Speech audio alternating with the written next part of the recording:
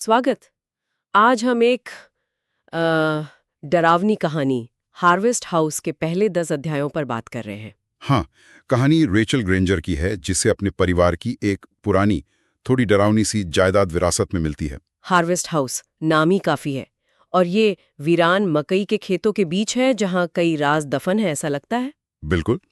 तो आज हम इसके मुख्य घटनाक्रम, वो डरावना माहौल और जो मेन रहस्य है उसे समझने की कोशिश करेंगे। हाँ, ये उन लोगों के लिए बढ़िया है जो किसी कहानी की मोटी-मोटी बातें जल्दी जानना चाहते हैं। कहानी शुरू से ही पकड़ लेती है ना। सही। एक पुराना घर, एक रहस्यमयी डायरी और आसपास के लोगों की अजीब बातें, चेतावनियां। तो कहानी शुरू होती है रेचल के एशवेल लौटने से। उसे हार्वेस्ट हाउस मिलता है। घर पहुंचते ही कैसा महसूस होता है उसे? देखो, घर में घुसते ही उसे एक अजीब सी उदासी और ठंडक सी लगती है, जैसे घर जिंदा हो पर खुश ना हो। और वहां के लोग, उनका बर्ताव कैसा है? वो भी अजीब है। मतलब सब उसे घूरते हैं, कानाफूसी करते हैं, खास कर वो किराना दुकान वाली मेबल। हाँ, मेबल की चेतावनी तो बहुत अजीब है। क्या कहती है वो? वो कहती है, जड़ें तब जागेंगी जब खून लौटेगा। सुनने में ही डरावना लगता है ना, जैसे कोई श्राप या भविष्यवाणी हो। बिल्कुल। और घर के अंदर भी अजीब चीजें हैं, प्रतीक और बंद दरवाजे। हाँ, दीवारों पर अजीब निशान बने हैं और एक दरवाजा है जो बंद है और उसका कोई नॉब भी नहीं है। ये सब शुरू से ही एक मिस्ट्री बना देता है। फिर उसे वो दादी की पत्रिका मिलती है ना, फर्श के नीचे छुपी हुई। हाँ, ये एक बड़ा टर्निंग पॉइंट है। ये पत्रिका रेचल को सीधे घर के काले अतीत से जोड़ती है। उसमें क्या लिखा होता है? कुछ डरावना? हाँ, बहुत कुछ। भयानक सपने, अजीब रस्में और चेतावनियां। जैसे एक जगह लिखा है, जड़ पिता देखता है, मिट्टी याद रखती है, खून घर कभी नहीं छोड़ना चाहिए। बाप रे!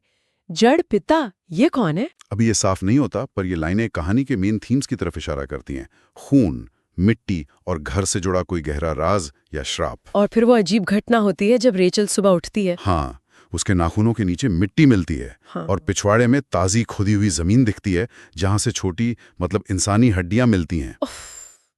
तो घर का असर सिर्फ महसूस नहीं हो रहा, बल्कि शारीरिक रूप से दिख रहा है। बिल्कुल। और फिर अलौकिक चीजें शुरू हो जाती हैं। अटारी से कदमों की आवाजें, दीवारों से फुसफुसाहटें। आईने में परछाइयां दिखना। ये सब क्लासिक हॉरर चीजें हैं, पर यहाँ कहानी से जुड़ी हुई लगती हैं। हाँ। और दरवाजे पर दस्तक होती है, पर बाहर कोई नहीं होता, सिवाय एक मुरझाई हुई मक्के की भूसी के, जिस पर लाल धागा बंधा है और वही अजीब प्रतीक बना है। ये किसी चेतावनी जैसा लगता है। और वो बिना नॉब वाला दरवाजा। हाँ, जिसे खोलने से मना किया गया था, हाँ। वो अचानक एक दिन खुला मिलता है। और अंदर अंदर कौन मिलता है? अंदर एक लड़की मिलती है, क्लारा। उसकी आंखें पीली और धसी हुई हैं। वो कहती है कि वो रैचल का इंतजार कर रही थी और वो घर छोड़कर जा नहीं सकती। क्या वो भूत है या कुछ और? पता नहीं, वो अचानक गायब भी हो जाती है। ये कहानी में एक और पहेली जोड़ देता है। फिर रैचल को दादी के कमरे से एक नक्शा और एक पुरानी जंग लगी दराती मिलती है। दराती? उसका क्या काम? पत्रिका में लिखा है कि इसी दराती से जड़ पिता का दिल काटा गया था, पर वो मरा नहीं, शायद उसे बस रोका गया था। तो ये जड़ पिता बार बार आ रहा है, क्या यही घर के श्राप की जड़ है? लगता तो यही है। बाद में शहर का वकील एलायस थर्मन रैचल को सच बताता है। क्या सच? कि ये जमीन शापित है। जड़ पिता एक पुरानी ताकत है जिसने ग्रेंजर परिवार को बलिदान के बदले सुरक्षा का वादा किया था। बलिदान? कैसा बलिदान? हर पीढ़ी में ग्रेंजर वंश के किसी सदस्य के खून का बलिदान।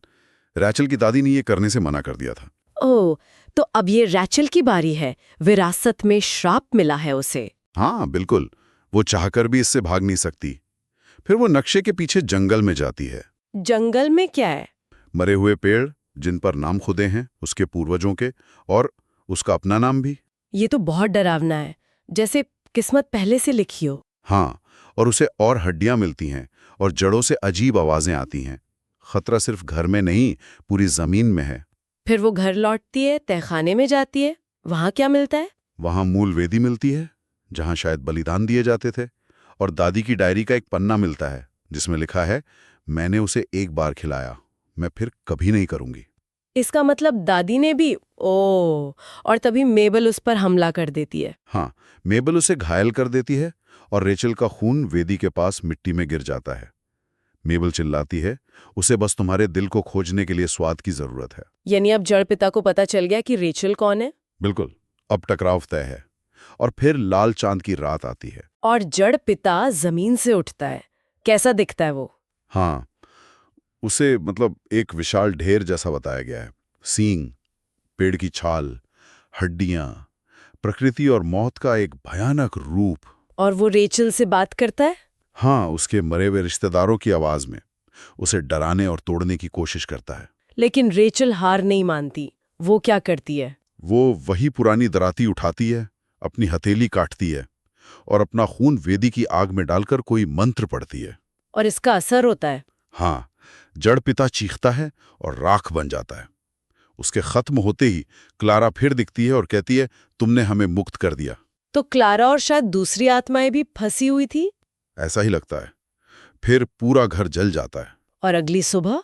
अगली सुबह उस जली हुई जमीन पर 50 साल में पहली बार हरे खेत उगाते हैं, जैसे जमीन शुद्ध हो गई हो।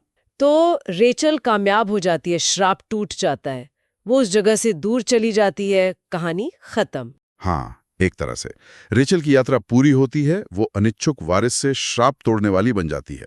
कहानी विरासत, खून, मिट्टी के बंधन जैसे विषयों पर बात करती है। पर कुछ और है। एक छोटा सा लेकिन बहुत असरदार अंतिम मोड़ है। वो क्या है, बताओ जल्दी। जब रेचल गाड़ी चलाकर जा रही होती है तो वो पीछे देखने वाले शीशे में दिखती है। और पीछे की सीट पर लाल धागे में बंधी वही मक्के की भूसी रखी होती है। अरे नहीं, तो इसका क्या मतलब है? क्या सब खत्म नहीं हुआ?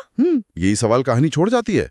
क्या हार्वेस्ट हाउस का श्राप या जड़ पिता का असर वाकई खत्म हुआ है, या ये बस एक चक्र था और फसल का चक्र अभी बाकी है? वाह, ये तो सोचने वाली बात है। कहानी खत्म होकर भी खत्म नहीं हुई।